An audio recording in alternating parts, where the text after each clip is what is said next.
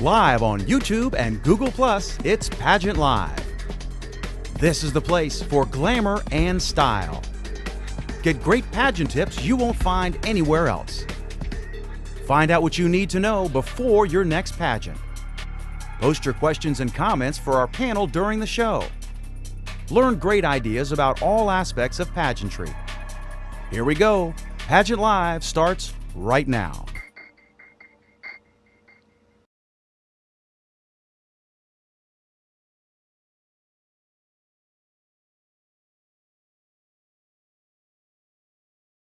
Hello and welcome to Pageant Live.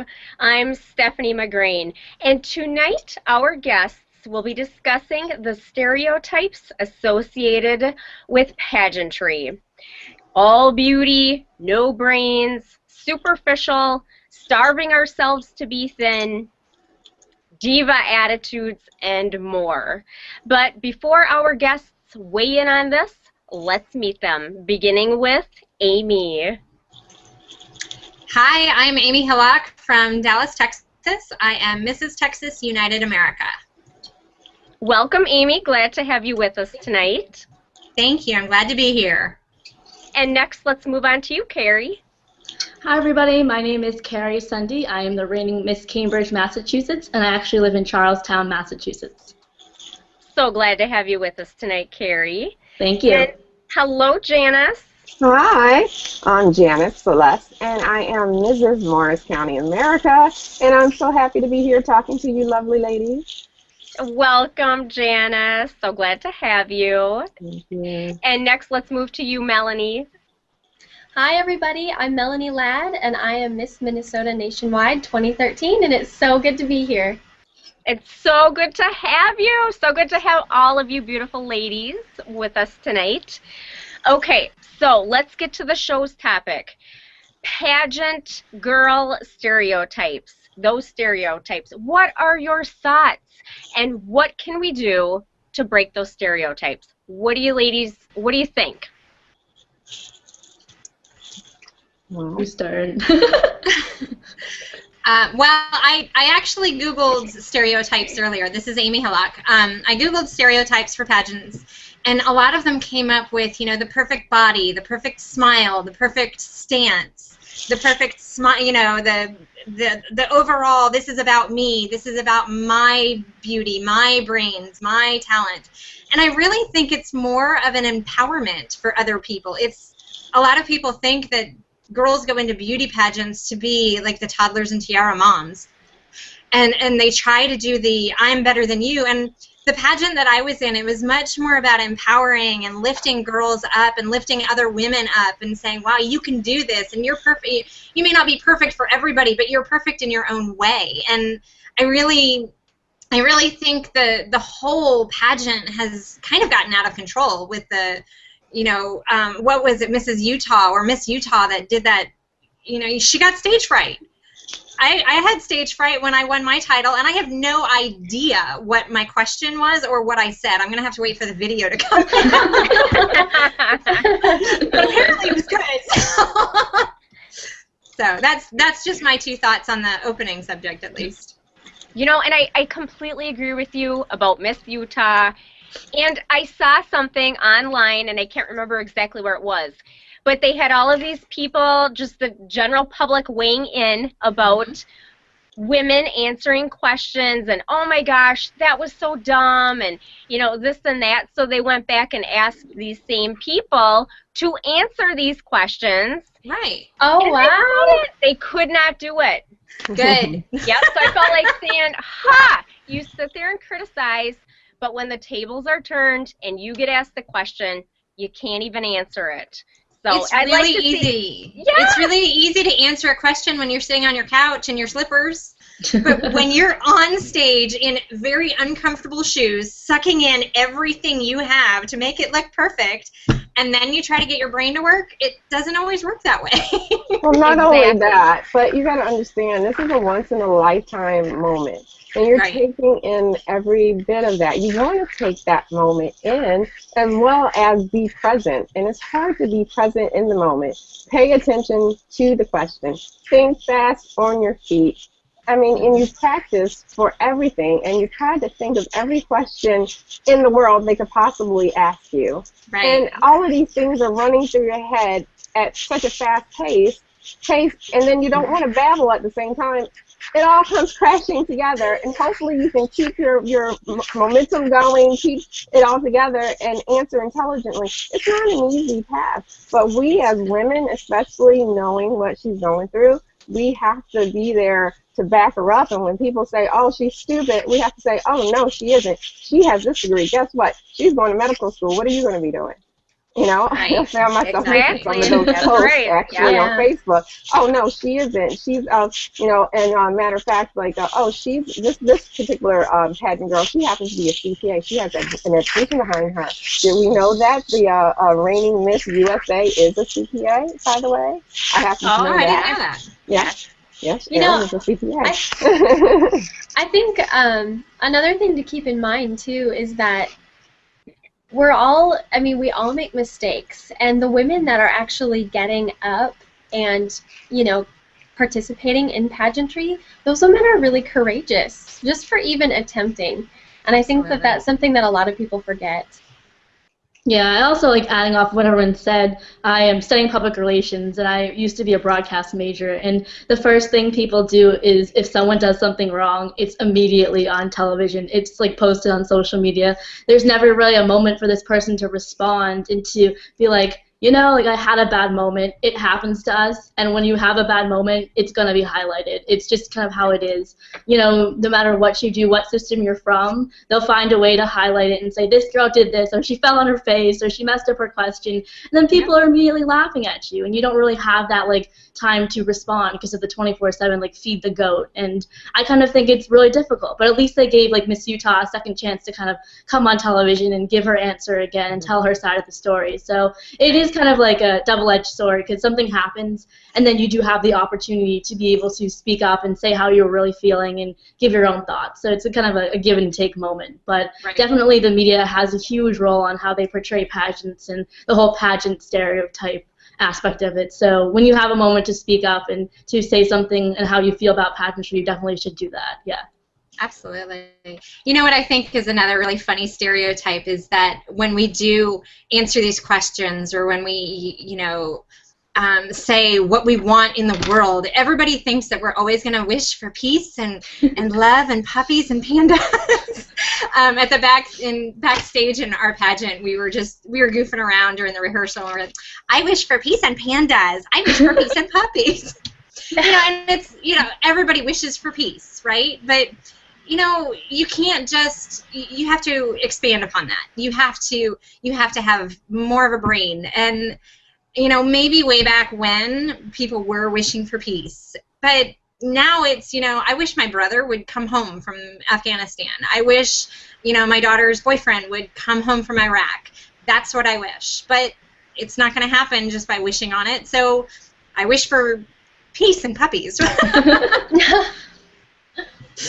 Yeah, I'm extremely amazed by the questions they're asking these days. Like, they really are tough questions, and a lot of the audience doesn't get to see, you know, our interviews. They see onstage questions. They see a 30-second onstage question. They don't see our full, you know, 8.5, 10-minute interview where we're actually getting asked extremely difficult questions about current events, about our platform, about like anything in general. And you can get caught up in the moment, and these questions are, you know, make it or break it in that time period. And if you don't answer them with the right way or the right political affiliation, what's politically correct, you know, you can automatically lose a judge. And that's kind of how it goes. And I think that it's way more than a pretty face or, you know, your body, because you have to be able to talk under pressure, and especially with people who have no idea who you are or what you're, you know, made of. And that can help in the future, because when you do get attacked on social media, or you do have a bad day or bad appearance, you can kind of, you know, how to work with it and how to get through it because of the interview.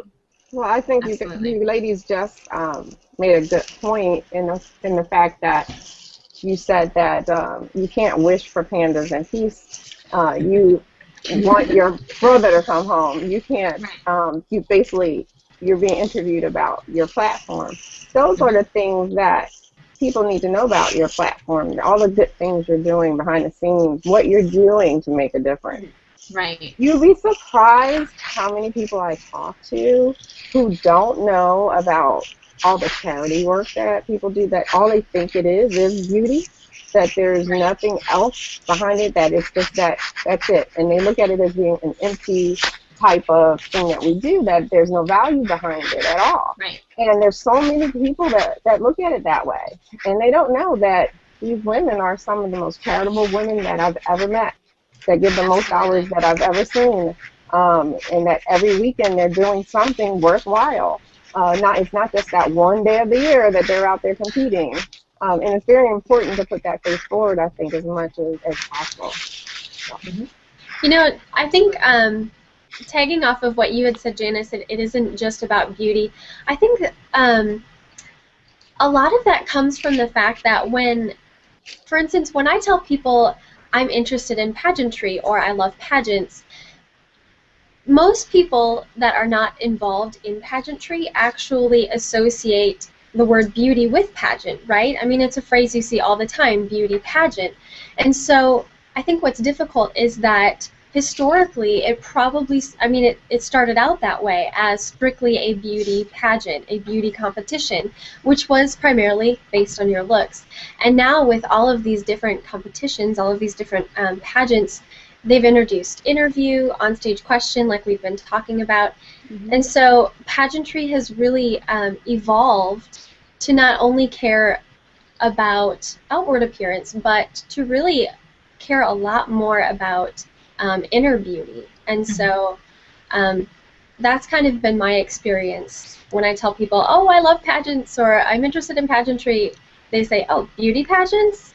Well, yes. No, snowmobile pageant. Yes, but not really, no. It's so much more than that. Very well said. Absolutely. I agree, and yes, it definitely has evolved. Now, I thought this was interesting. I was talking to some people involved in pageantry from a few different countries, and they were telling me that in their countries, pageants are basically for women through their 20s. You know, once you hit 30, you're done. You know, they don't have pageants for married women. You know, they don't have pageants for plus-size women. They have more of the traditional beauty pageant. And, you know, once you pass that age, you know, you're done. So I thought this was interesting, and I never really thought too much about it. But living in the United States, you know, we are very progressive with the beauty pageant, you know, pageants, because you can be any age, any size, you know, you can find a pageant that is right for you. So it's not stereotypical, you know, so much that, you know, you can find one that's right for anybody. Absolutely. Yes, I agree. And it's very motivating.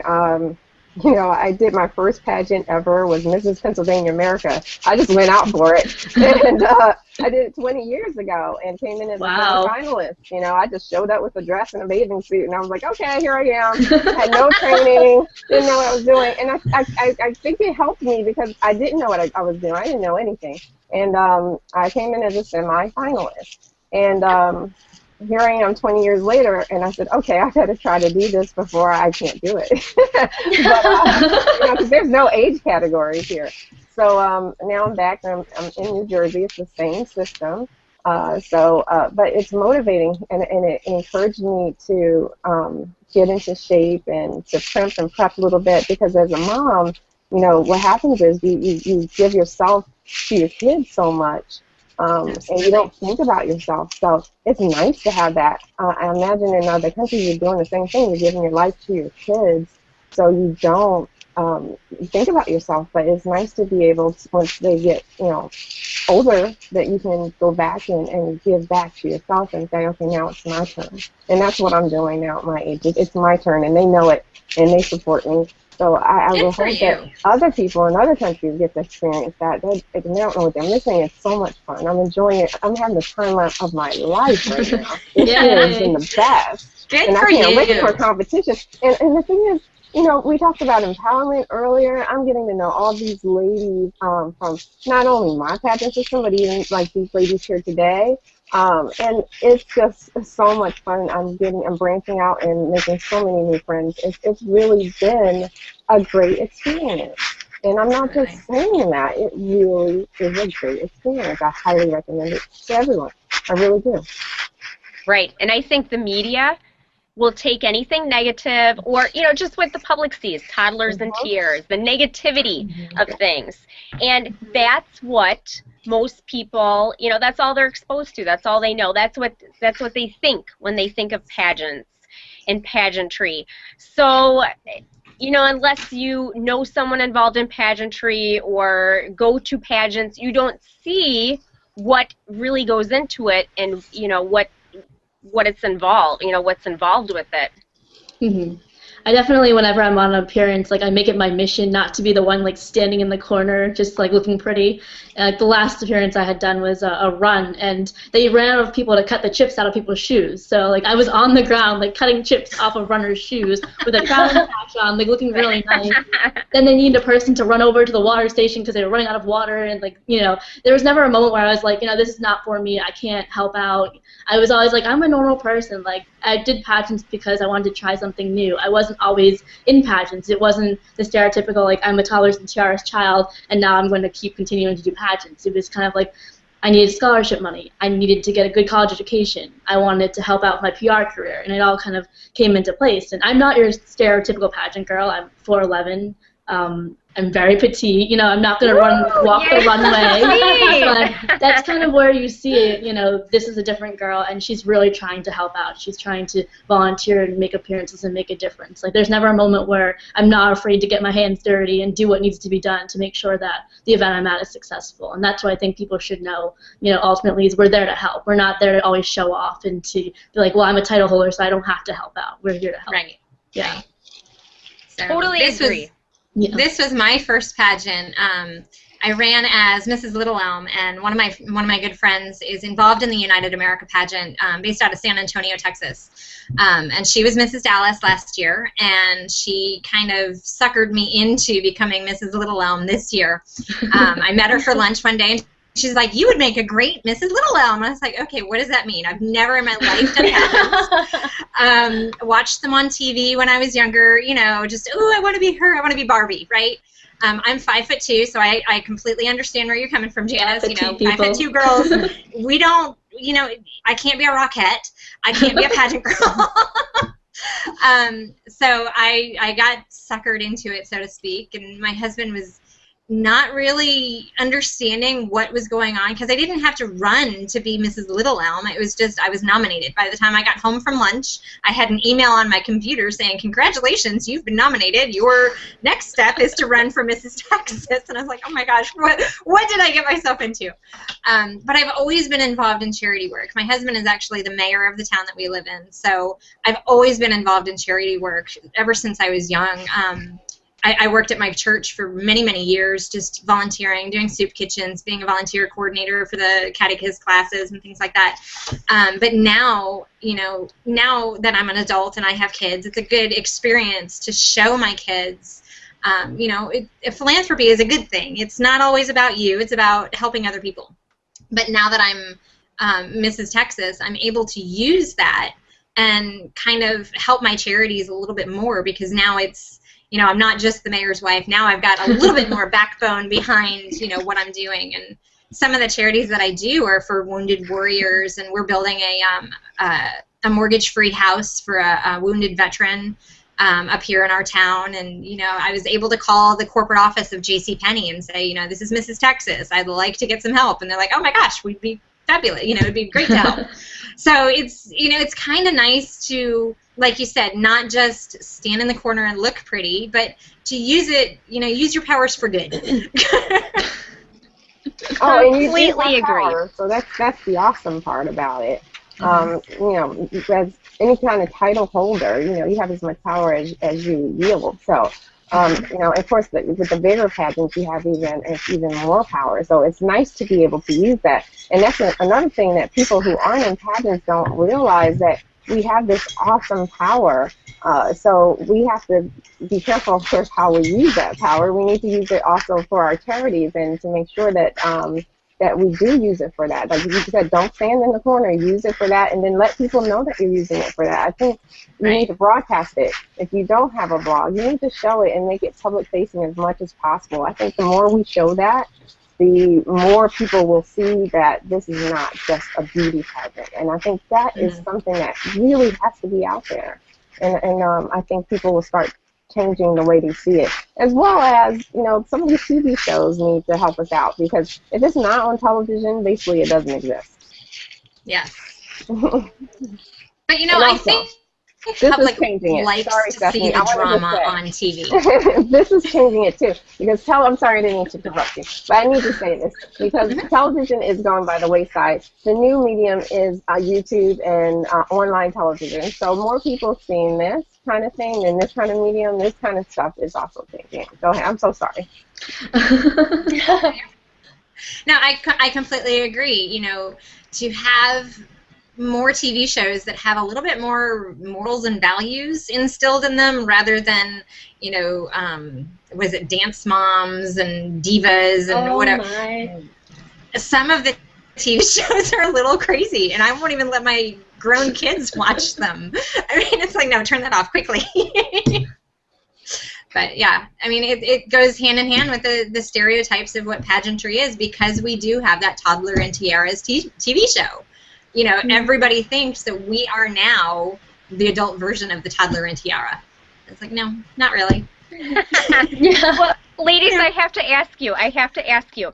Okay, now I found this online, and Donald Trump, as you know, who owns the Miss Universe organization, was quoted in the New York Post saying, "You can put all of the cello-playing rocket scientists you want on the runway, but men and women like seeing drop-dead gorgeous girls.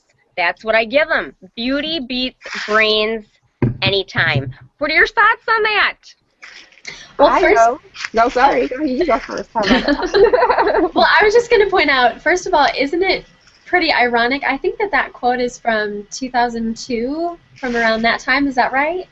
Actually, I'm not even sure when it was quoted saying, yes. Okay, I think I remember it being a number of years ago, but isn't it funny that, you know, Olivia Culpo, Miss Universe, she's a cello player. Exactly, that's right. And a college student too. Yeah. She went to BU. Like, yeah. Yeah.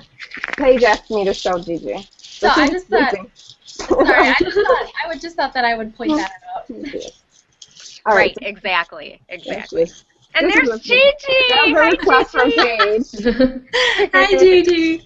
She was sleeping. She doesn't have her bow in her hair. She was ready. Gigi's so cute. Getting back to like the quote, I'm not gonna lie. When I see a drop dead gorgeous woman, like, I think it's awesome. Like, good for her. She's incredible. Her body's incredible. She looks incredible. But then you have to step back and think about, how did she get to that point? And, you know, of course, she definitely had to work her body into shape or do whatever nutrition regimen she's going to do. Of course, she had to figure out how to get her hair and makeup in a perfect way. You know, she may have had help, but she still took steps to get that far. You know, it wasn't like she just decided to wake up one morning and be in the Miss Universe pageant. You know, it was steps to get her there. And we wake up and think, okay, I want to do a pageant, but it takes months and months of planning. And I don't care if she's, you know, doesn't have a great education, or if she's not really your you know, A+ student, but she worked, and that was took lots of effort to get to that point. So he may not have someone that's 100% the smartest genius on the planet, or someone that's a cello player, but they have taken the time to really care about something and put their heart and soul into it. So it's not just her looks, and, you know, it's not all superficial. There's probably a backstory to her being in the pageant and getting there. Isn't that the truth? Yes. And, you know, look how long it takes to prepare and be ready for a pageant. So, you know, let's see, the public doesn't think, you know, what do they look like without their makeup, without their gowns, you know, without their swimsuits, you know, in the gym working out. So I don't want to hear, oh my gosh, they starve themselves, this and that, and they work hard. We have to work hard. That's dang hard work getting ready for that. Yeah. Well, you know, they should be applauded too. Absolutely, they should be applauded. Absolutely, but you know, it's kind of intimidating to, you know, us normal girls that, like me, never even thought about doing a pageant, and here I am. I have to go out on stage, and I was a ballet dancer for 30 years, so being on stage is fine. But yay! It's the little people sport. Exactly.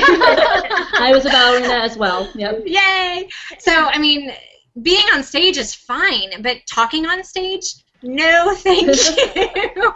But, you know, it's extremely intimidating to see those girls that, you know, they have no stretch marks from having kids. They have no droopy anywhere. They have no chicken flap underneath their arms. You know, they've got the wave down, whatever. But it's extremely intimidating to think that I'm in a pageant and I'm supposed to look like that, and I look not like that. So I'm sure for other women across America, it's great to see them, and you know, sitting on a couch with your husband drooling over these gorgeous women is awesome. But you know, the pageant system, I think it would be nice to see normal people in the pageant system as well, not just drop-dead gorgeous divas. So. Well, I highly respect Donald Trump as a business person. I mean, he's awesome at what he does. He obviously makes more money than I do. But I happen to know a gorgeous scientist who plays the cello. So why can't they be both? That's what I have to say to him. Why can't they be both? I used to play the violin in the orchestra and was second violin. So I don't get it.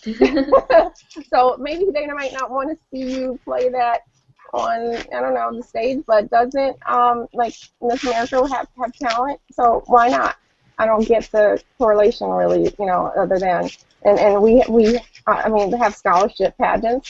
So why would he say something like that except sometimes to get media attention?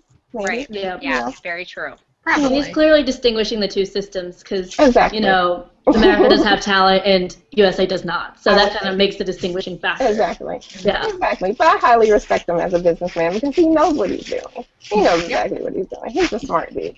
Well, ladies, we are already running out of time, so I want to give you each a moment to wrap up before we go. So let's start with you, Amy.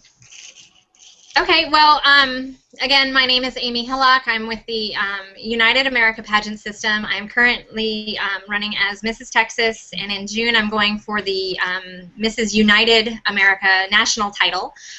So yay, follow me in Austin. You can follow me on Twitter at Mrs. Texas UA.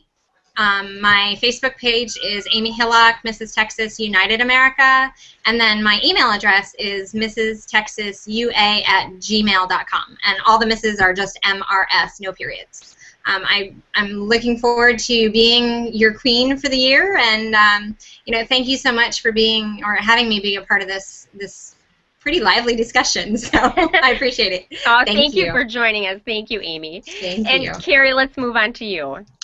Yeah, this was a lot of fun. I definitely think we kind of broke our pageant stereotypes by having this conversation.